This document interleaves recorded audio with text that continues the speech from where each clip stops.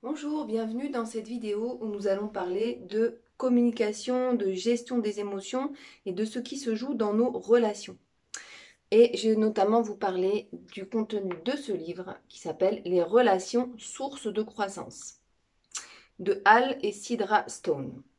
Donc Hal et Sidra Stone, donc c'est un couple qui a écrit ce livre et qui a créé donc une méthode qui s'appelle Inner Dialogue qui nous propose d'aller à la recherche des différentes parties de nous-mêmes. Donc, à savoir qui s'exprime lorsque j'ai tel ou tel jugement, lorsque je pense telle ou telle chose et quand je réagis de telle ou telle manière dans mes relations, dans les situations.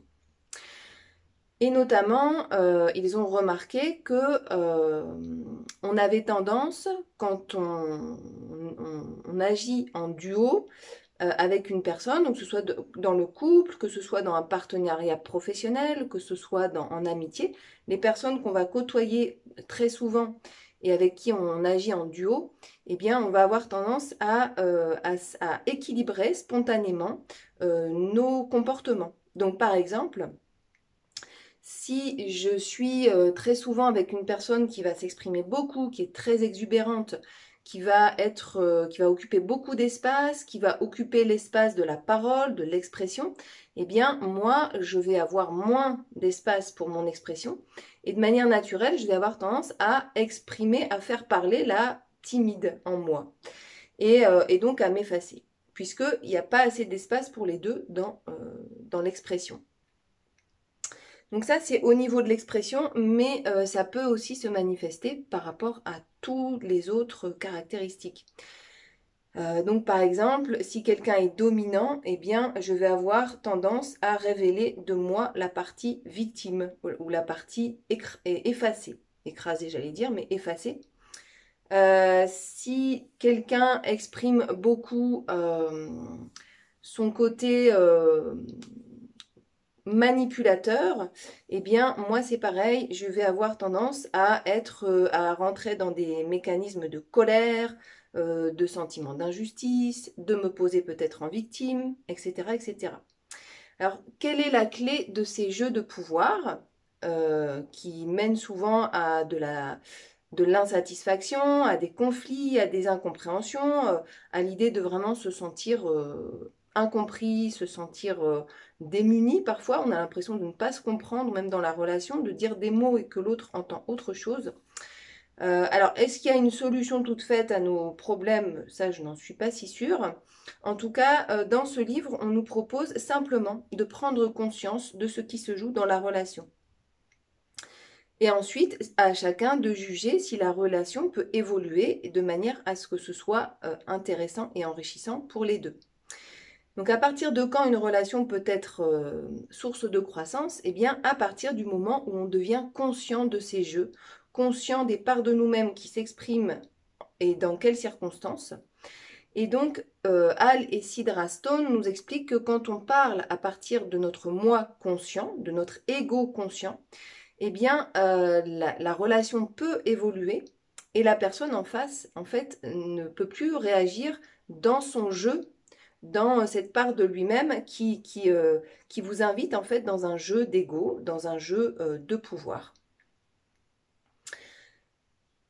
Alors on nous explique que il existe différents archétypes que nous avons tendance à rejouer. Donc quand on est enfant, on crée des mécanismes de défense notamment qui sont vraiment des mécanismes de survie pour nous protéger dans telle ou telle situation. Et c'est vraiment nos comportements primaires. Donc on appelle ça, en fait, dans ce livre, on appelle ça nos subpersonnalités primaires. Donc c'est vraiment le premier réflexe qui nous est venu quand on était petit, en réaction à des situations qu'on a vécues. Et ce sont les automatismes, en fait, ce sont les comportements automatiques qu'on va avoir tendance à recréer, à rejouer, en fait, dans nos relations quand on grandit. Est-ce qu'on peut les effacer?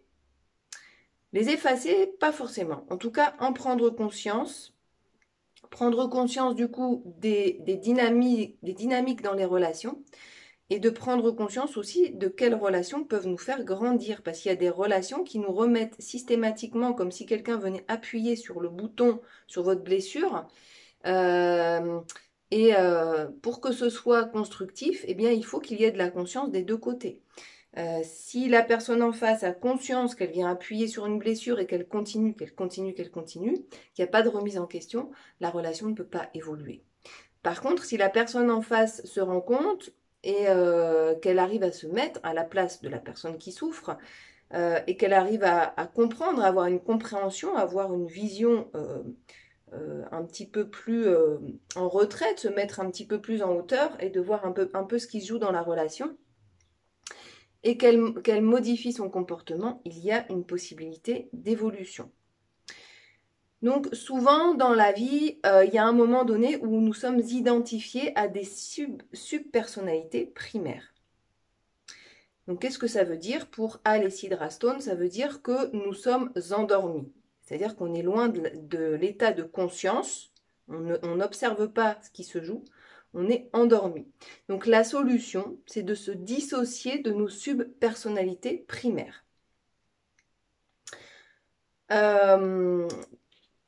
Donc il y a différentes étapes pour y parvenir. Et ça demande d'être dans des relations où ça va dans les deux sens, où le processus de croissance est actif et voulu en fait chez chacun.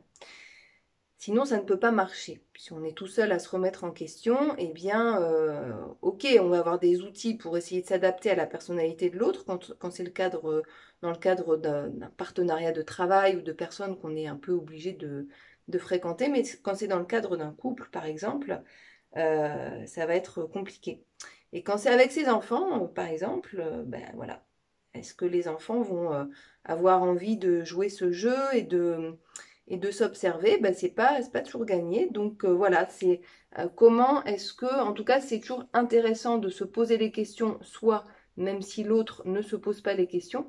Par contre, la relation peut être source de croissance si les deux se posent la question. Donc dans les archétypes que nous rejouons, liés à ces subpersonnalités primaires que nous avons développées dans notre enfance, nous avons, alors souvent ce sont des relations de parents à enfants qui se rejouent. Donc par exemple, nous avons le fils démuni qui subit l'humiliation du manque d'argent, qui se sent coupable. Nous avons la fille pleine de ressentiment de ne pas avoir la maîtrise de l'argent.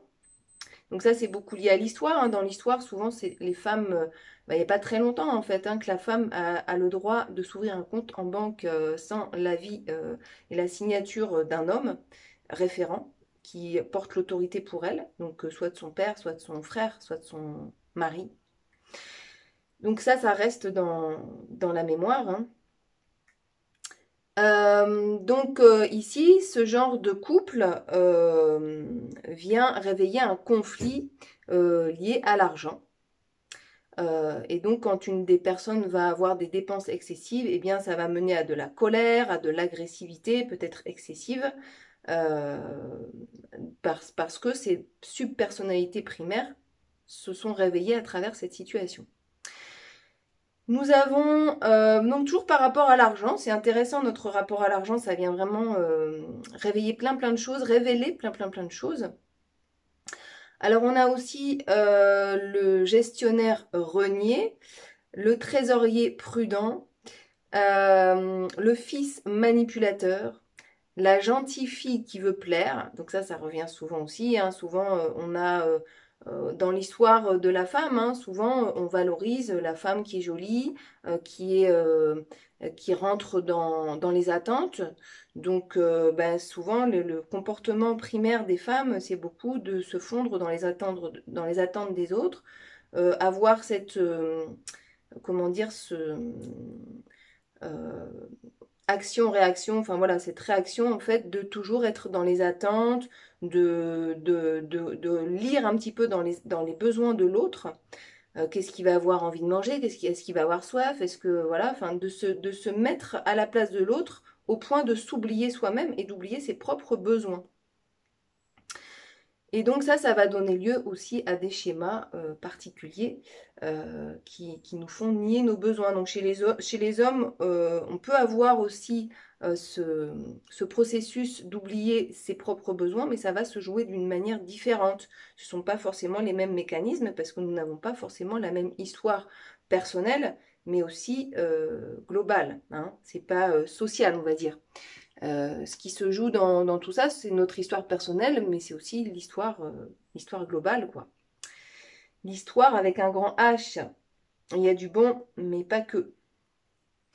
Alors, nous avons également dans les archétypes familiaux, du coup, hein, parce qu'ici, il est beaucoup question de rôle parent-enfant, en tout cas dans ce livre.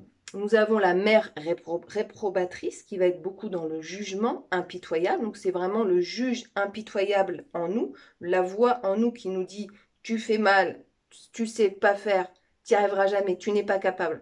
Donc ça c'est la voix de la mère réprobatrice qui s'exprime à travers un juge impitoyable. Et donc, ce genre de schéma, en fait, amène au fait d'ignorer sa vulnérabilité et du coup de ne pas être capable d'accueillir la vulnérabilité de l'autre. Être toujours dans une recherche de perfection et donc être en permanence dans des jugements hâtifs, définitifs, va entretenir en fait ce jeu, ce mécanisme de nier sa propre vulnérabilité et celle de l'autre. Donc lorsque l'on ignore sa vulnérabilité et celle de l'autre, eh bien on s'empêche l'accès à l'intimité.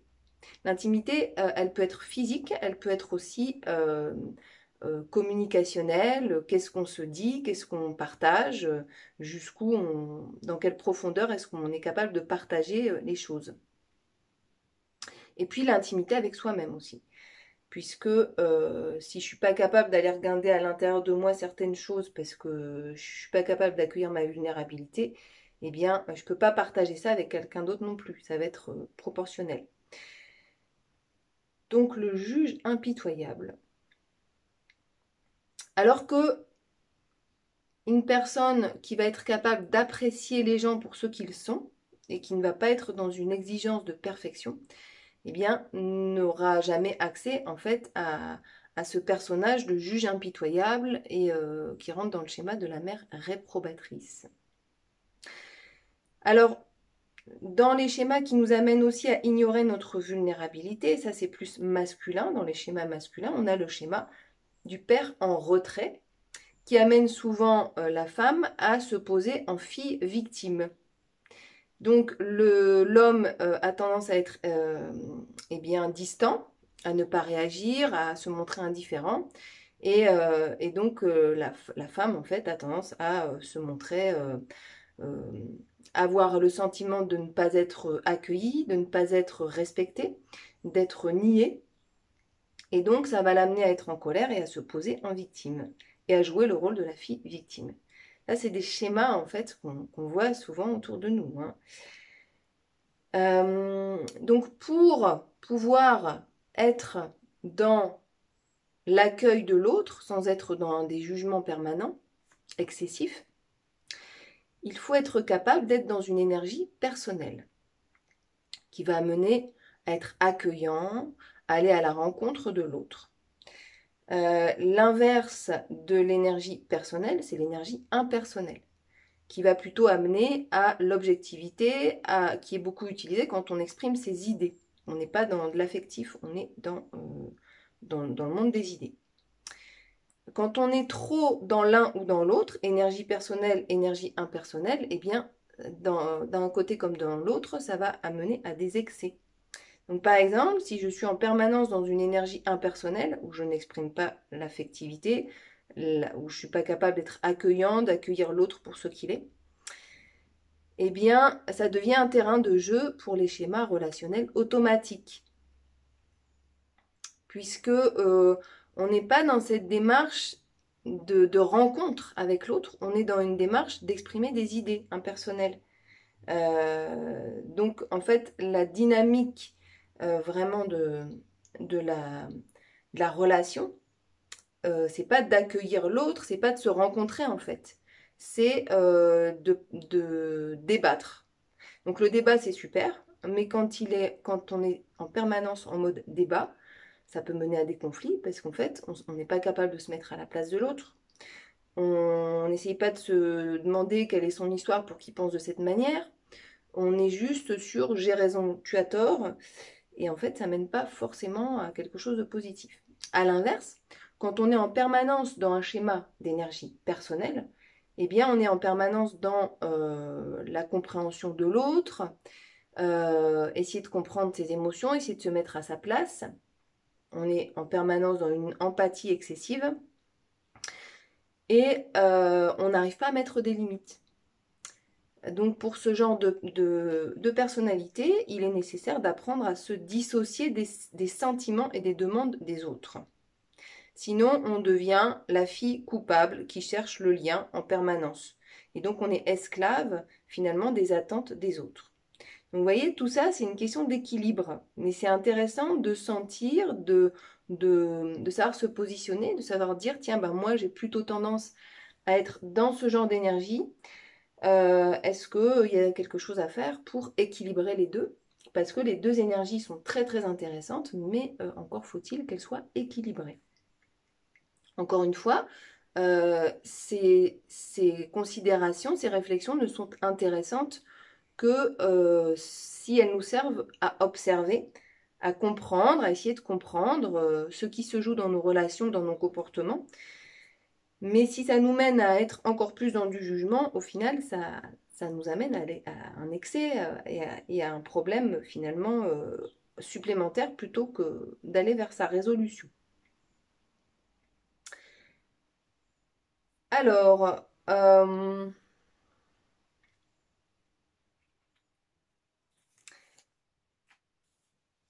donc dans les archétypes, nous avons également le père dominant, le fils conciliant, puisque quand un père est excessivement dominant, le fils va avoir tendance à être trop dans la conciliation.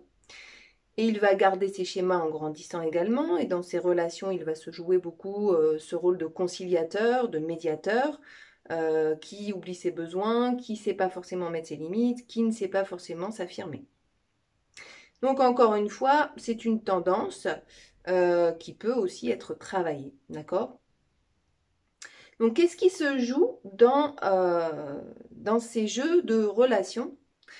Eh bien, quand ça devient négatif, parce qu'il y a un moment donné où ça peut être positif aussi, hein, finalement être dans la complémentarité, tant que c'est pas exacerbé et qu'on n'est pas en permanence dans du conflit et que ça nous convient, eh bien, ça peut être positif, ça peut être aussi vécu de manière positive. Mais là où ça devient négatif, c'est quand les subpersonnalités ont pris le pouvoir dans ce jeu et que donc il y a une des personnes qui est dans le pouvoir et dans le contrôle.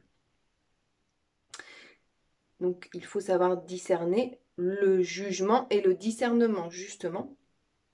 Quand on a un critique intérieur très puissant, eh bien, nous n'avons pas besoin d'un ennemi extérieur. Le critique intérieur, il fait le travail, il nous détruit de l'intérieur. Donc tout ça, ce sont des choses qui se jouent à l'intérieur de nous avant même de se jouer dans nos relations. Donc pourquoi, qu'est-ce qui mène à des relations de pouvoir? Eh bien, c'est vraiment en fait quand on n'est plus dans l'ici et maintenant de la relation, on est dans des histoires passées qu'on rejoue. Et en venant provoquer l'autre, en venant soit le manipuler, en venant être dans des, comment dire, on va donner des ordres, on va être dans une attitude particulière qui va induire un comportement chez l'autre.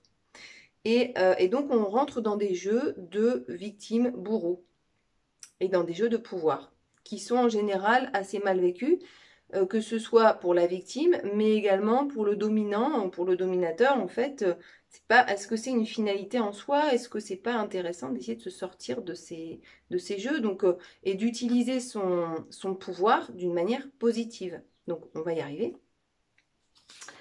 Comment finalement avoir un réel pouvoir dans la vie et non pas chercher à être puissant en toutes circonstances?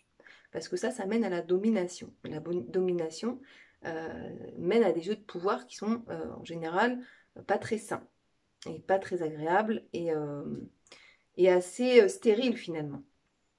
Donc d'après Hall et Sidra Stone, eh bien, pour être dans notre pouvoir, il convient d'être à la fois en contact avec nos côtés puissants, parce que nous en avons tous, et à la fois en contact avec nos côtés vulnérables, pour pouvoir avoir accès à de l'intimité avec soi-même, avec nos émotions, avec nos ressentis, et avec les autres.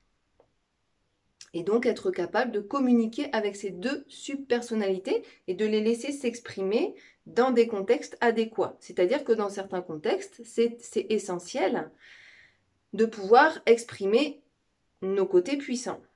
Par exemple, c'est essentiel dans la vie, ça fait partie d'un besoin d'être reconnu, d'avoir une vie professionnelle ou une vie de famille où on a un rôle, où nous sommes reconnus, où nos compétences sont reconnues.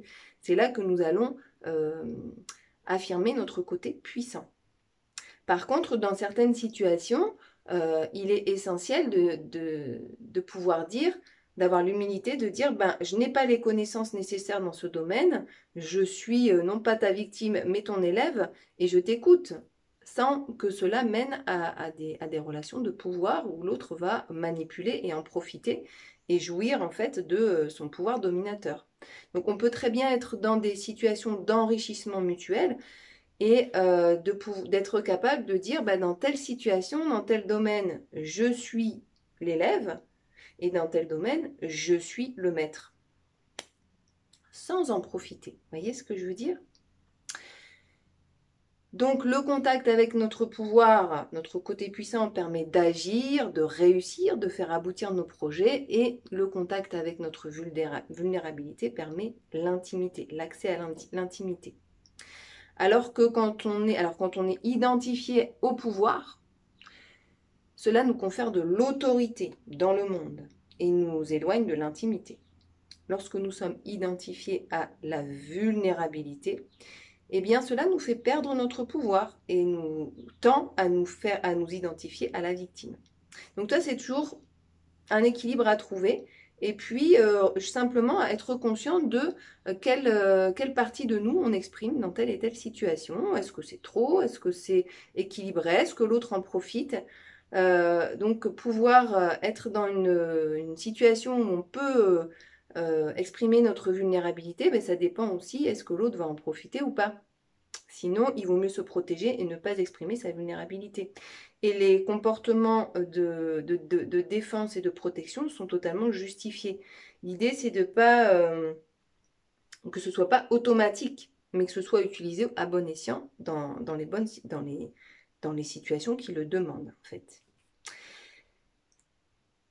Donc, quand est-ce que ça devient automatique, encore une fois? Eh bien, quand on rentre dans un lien automatique. Et ça, c'est vraiment intéressant, ce vocabulaire, vraiment de repérer là où, tiens, là, je suis dans un truc action-réaction, l'autre, il réagit comme ça, moi, je réagis comme ça, c'est impulsif, et c'est une partie de moi qui s'exprime, qui se pose en défense, quoi. Donc, la personne qui va réveiller ce comportement-là chez moi, ben, c'est important qu'on travaille sur cette relation-là, et si la personne n'est pas forcément ouverte à ça, il vaut mieux se protéger de cette personne, s'en éloigner. Ou essayer de répondre à son comportement en ne rentrant pas dans le rôle de la victime, au contraire, mais de s'affirmer. Donc ces liens automatiques négatifs ont une capacité destructrice énorme dans nos relations, et même sur nous-mêmes. C'est pour ça que c'est très important d'en prendre conscience, parce qu'après ça s'imprime et en fait on s'identifie à un rôle, alors qu'on n'est pas... oui, on est victime, on est tous victimes à un moment donné dans notre vie, on est tous dominants à un moment donné dans notre vie, on est tous le sauveur aussi à un moment donné dans notre vie, mais la chose c'est que ce ne soit pas automatique et que ce ne soit pas excessif. Et c'est de s'en rendre compte et de se sortir de ces jeux avant qu'ils ne deviennent destructeurs sur le long terme. Donc cela nous fait revivre toutes nos subpersonnalités reniées, primaires, sans conscience. Donc ça, c'est intéressant aussi, puisque selon Hall et Sidra Stone, eh bien, tout ce que toutes les parties de nous-mêmes que nous renions, eh bien, nous allons les chercher chez l'autre. Donc, on va avoir tendance à plutôt être attiré par des personnes qui vont avoir le comportement inverse de nous, ou bien un comportement que nous, on ne s'autorise pas à avoir. Alors, par exemple, si je ne m'autorise pas à exprimer pleinement qui je suis, à aller jusqu'au bout de mes projets, de mes envies, etc., mais je vais avoir tendance à être en état d'admiration face à des personnes qui s'assument, qui s'expriment pleinement, qui prennent au sérieux ce qu'elles sont, ce qu'elles ont à exprimer dans le monde. Et je vais rester dans un état d'admiration. Et alors, l'admiration, parfois, peut amener aussi à la jalousie. Et qu'est-ce que vient révéler cette jalousie? Mais cette jalousie vient révéler que, en fait, moi, je ne m'autorise pas, moi, à exprimer cette part de moi-même. Donc, c'est quoi la solution? Eh bien, de moi, travailler sur moi et travailler au fait d'exprimer les parts de moi-même que je renie. C'est super intéressant. Et c'est là qu'on grandit, c'est là que les relations sont source de croissance. Qu'est-ce qui se joue dans la relation? Eh bien, en fait, moi, j'ai besoin, moi, d'aller conquérir certaines parties de moi que je ne m'autorise pas à exprimer. Donc, j'ai besoin de travailler ma confiance en moi et d'apprendre à me réaliser moi-même.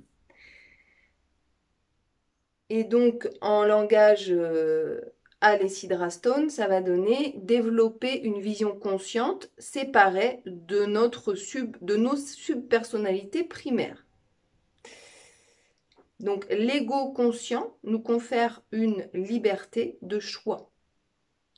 Mais oui, parce que tant qu'on n'est pas conscient, en fait, on est endormi, on ne se rend pas compte de ce qui se joue et on est esclave de nos subpersonnalités primaires et de nos comportements, en fait, finalement, qui tournent en boucle, qui nous font rentrer dans des cercles vicieux sans fin. Donc, comment faire? Eh bien, découvrir nos subpersonnalités primaires sans dissocier et commencer à accueillir nos subpersonnalités reniées. Donc, apprendre à s'exprimer à travers un ego conscient.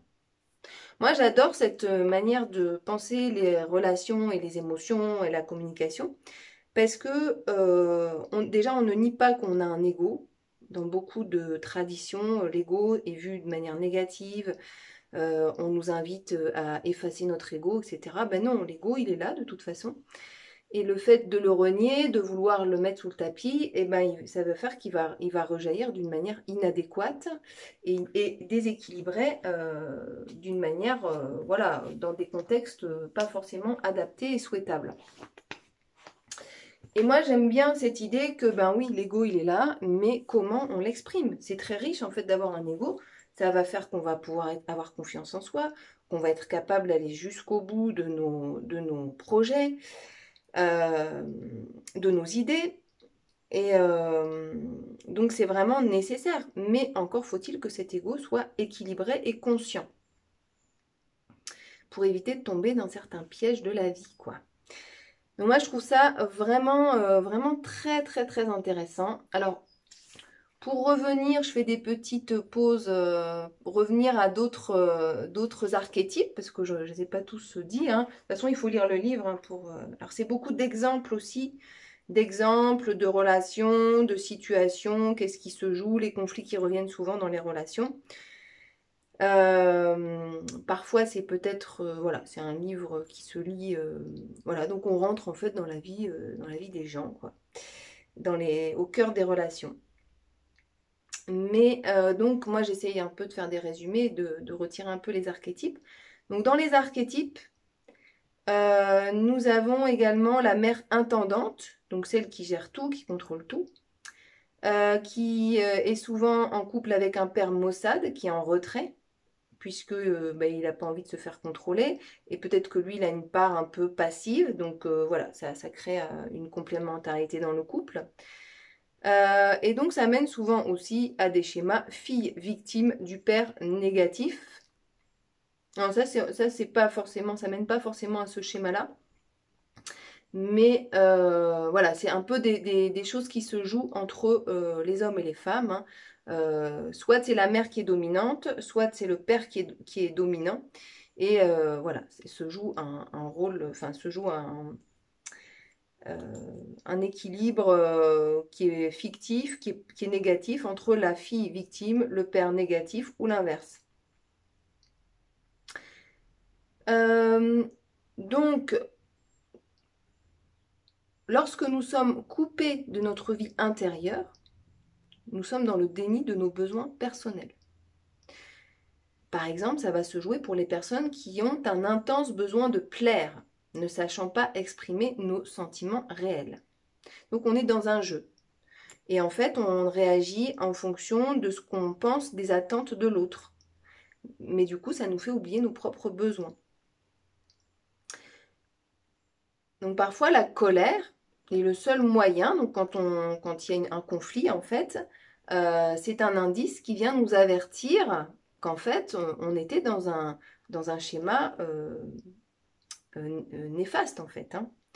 Donc par exemple, parce que c'est possible aussi de s'enfermer euh, dans un rôle parfait.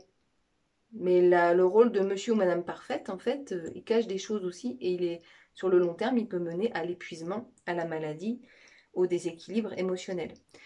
Donc par exemple, quand on est enfermé dans le rôle du bon parent, souvent on est dans le déni de notre instinct et cela peut conduire à la faiblesse physique, à la maladie, à l'épuisement.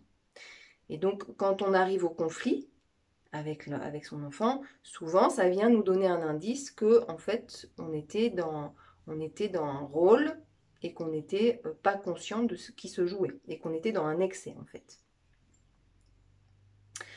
Donc tant que nous restons inconscients de ces subpersonnalités, nous rebondissons de l'une à l'autre comme une balle de ping-pong. Donc ça c'est citation du livre.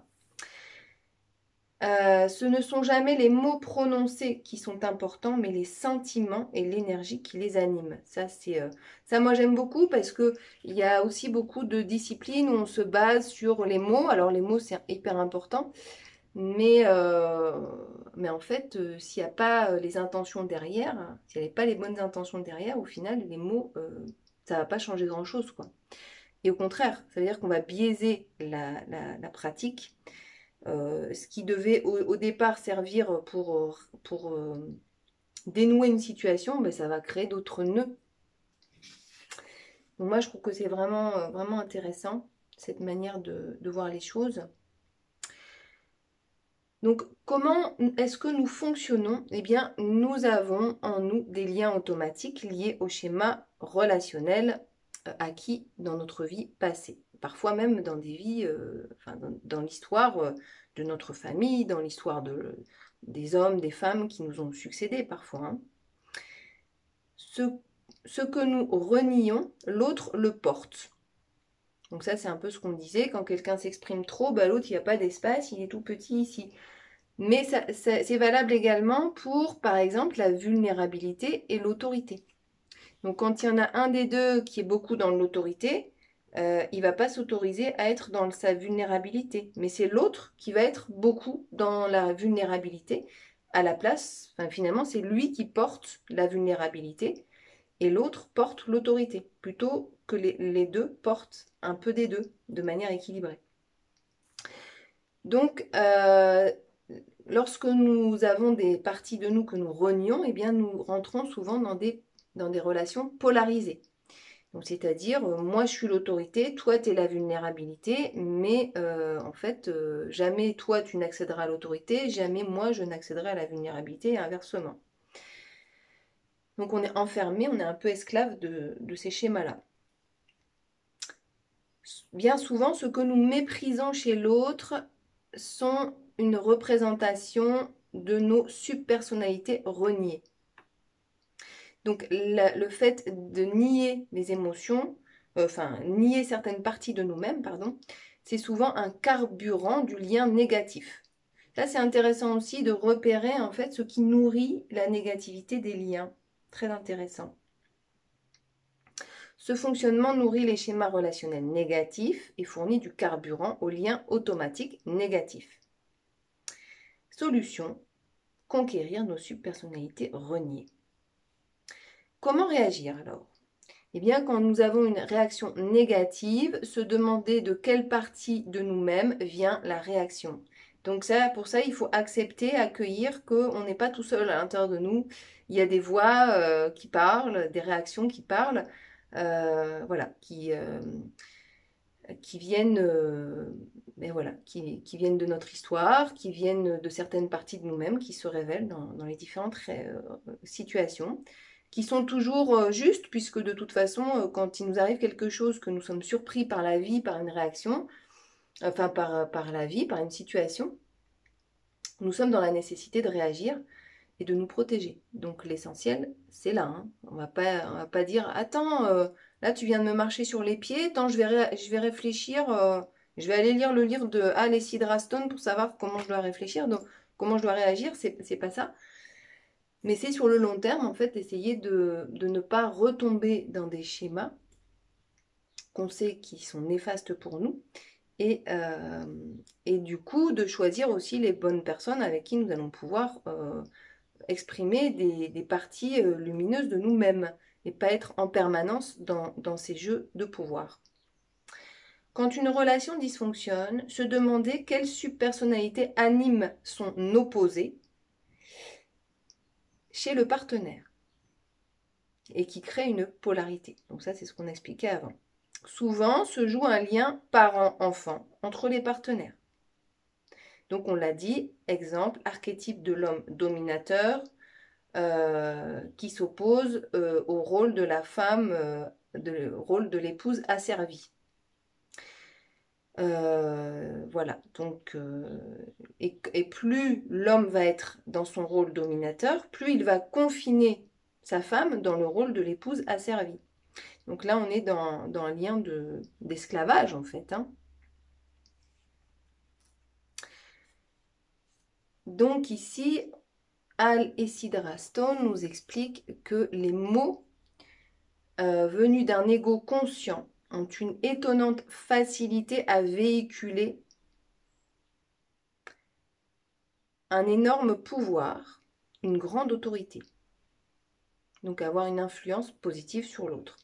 L'ego conscient n'a pas besoin de contrôler l'autre, pas plus qu'il ne souhaite être dominé. Il n'induit aucune polarisation.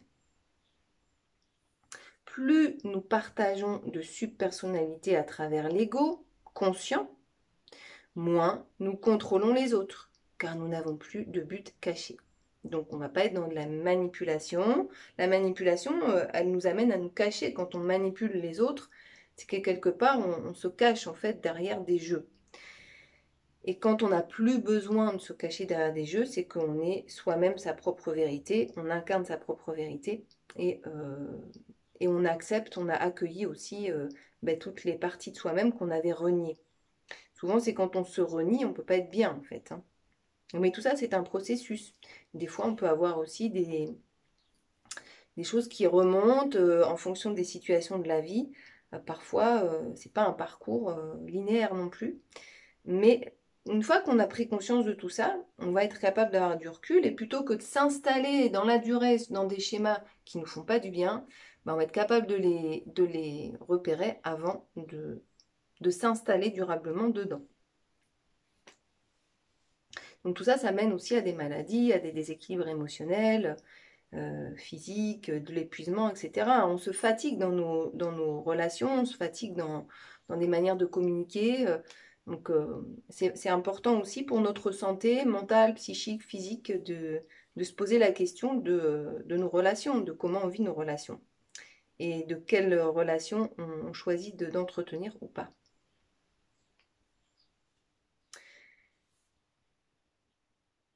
Donc, nos subpersonnalités reniées,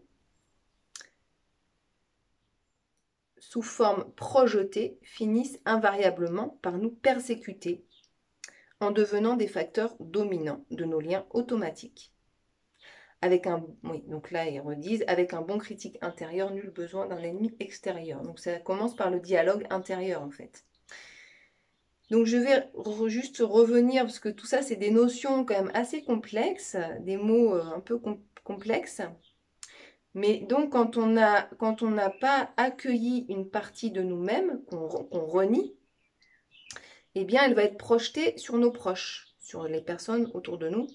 Et invariablement, à chaque partie que l'on nie de nous-mêmes, eh bien, l'autre qui a développé cette partie que nous renions, par exemple à sa puissance, eh bien, elle va venir en nous agressant, en nous persécutant.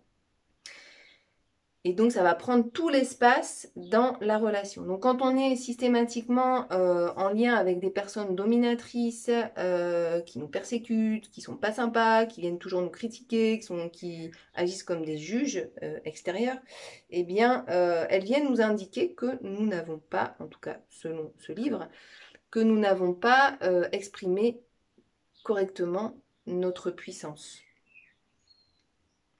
Et donc, quand on est bien dans notre puissance, eh bien, on a beaucoup moins affaire à ce genre de personnes, ou ce genre de personnes vont réagir de manière différente avec nous. Donc, c'est un indicateur de là où nous en sommes sur le fait d'exprimer nos parties reniées, en tout cas qui ont été reniées pendant un temps, mais c'est pas parce qu'on les a reniées pendant un temps qu'elles sont destinées à être reniées toute la vie. Voilà, donc c'est un peu complexe, c'est un peu difficile de faire un résumé de ce livre qui est vraiment très très riche et qui amène aussi des notions assez complexes. Mais j'ai essayé en tout cas de retirer les idées phares, les idées qui m'ont paru vraiment les plus intéressantes, enfin les plus explicatives de la pensée de Hal et Sidra Stone. Et ce que je voulais vous dire aussi, moi j'ai découvert en fait leur méthode Inner Dialogue, puisqu'on m'a fait une séance Inner Dialogue, et je vais vous expliquer un petit peu globalement comment ça s'est passé. En fait, moi, je viens, j'exprime ce qui se passe pas bien dans mes relations à ce moment-là, ou bien je parle des parts de moi que je n'arrive pas à bien développer, exprimer, laisser s'exprimer dans ma vie. Et donc, on me demande de laisser s'exprimer chaque part de moi-même. Donc par exemple, si je me sens enfermée dans un fonctionnement, eh bien, on va me demander de laisser s'exprimer le juge, le critique, le juge intérieur. Qu'est-ce qui m'empêche? Quelle part de moi-même m'empêche? Quel est le dialogue intérieur qui revient de façon même pas forcément verbalisée? Enfin, ce sont des croyances. Donc l'idée de la croyance, c'est même pas encore à l'état de pensée. Vous voyez, c'est des automatismes en fait que l'on peut voir dans nos comportements, dans nos manières de dialoguer, mais qui sont sous-jacentes même à notre pensée en fait. Donc qu'est-ce qui se passe dans mes croyances qui font que je m'auto-censure, que je ne m'exprime pas complètement, etc. Et donc je vais laisser parler le juge intérieur. Qu'est-ce qui vient me dire mon juge intérieur? Tu n'es pas capable, tu n'auras jamais, tu n'as pas les capacités, tu n'as pas les ressources, tu n'as pas l'énergie, ça n'est pas ton truc, etc. etc. Dans quelle situation est-ce qu'il s'exprime? Donc la personne, elle va me guider en fait pour m'aider à comprendre les mécanismes de ce juge intérieur, de quelle manière il s'exprime dans ma vie et de quelle manière il vient me saboter en fait. Il vient saboter mes projets, ma manière d'évoluer, mon évolution. Et puis, mon objectif, c'est quoi? C'est de me sentir plus libre, de m'exprimer pleinement. Donc, je vais être amenée à exprimer aussi la part de moi-même qui exprime de la liberté. Donc, comment est-ce qu'elle s'exprime la liberté en moi, dans ma vie? De quelle manière elle se laisse atteindre par le juge intérieur, le critique intérieur?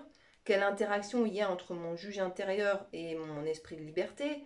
Quel conflit se joue entre les deux, et puis vers quoi je veux tendre, quel équilibre je peux leur donner. Parce que c'est bien la liberté aussi de lui mettre des limites, certes, mais voilà, c'est toujours une question de trouver l'équilibre.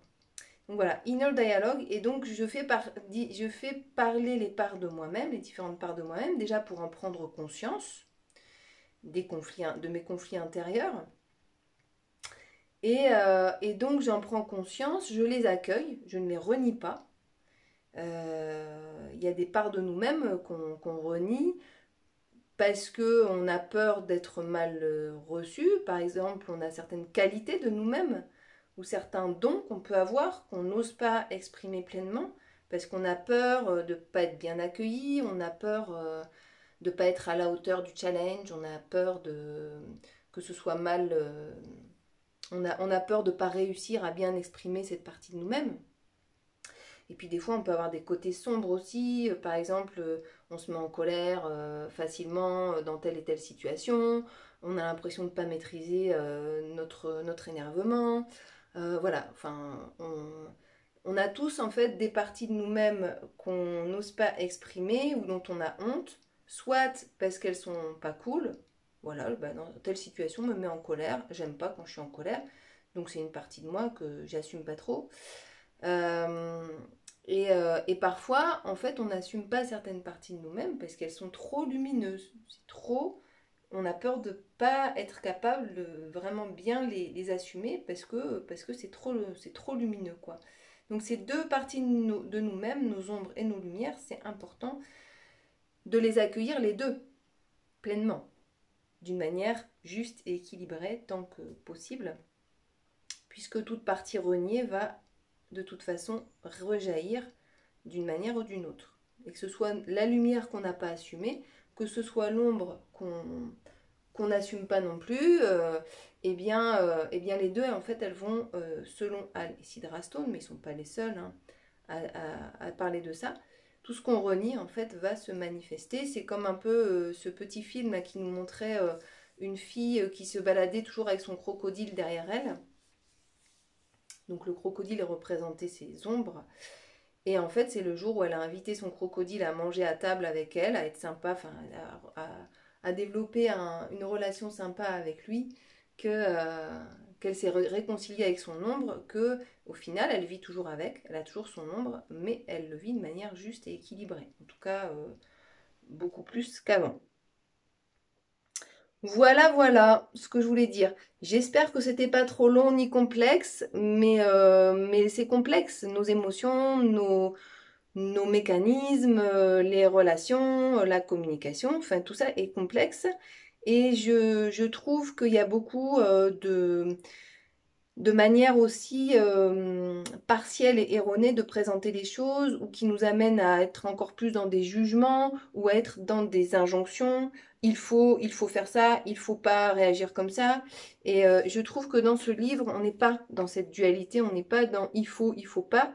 On est juste dans l'accueil. J'observe ce qui est, j'observe comment je réagis et je profite en fait de mes réactions, des situations pour comprendre un peu plus qui je suis, qui est l'autre et comment est-ce qu'on peut trouver un équilibre et comment l'autre vient révéler des parts de moi-même que je n'ai pas encore accueillies ou que je renie et donc pouvoir faire de mes relations une source de croissance. Très très joli programme. Voilà. N'hésitez pas à liker, commenter cette vidéo si elle vous a inspiré. Et je vous remercie pour votre attention. J'espère que on vous en ferez bon usage. Je vous conseille vraiment de lire ce livre. Et prenez soin de vous, de votre communication, de vos relations. Au revoir.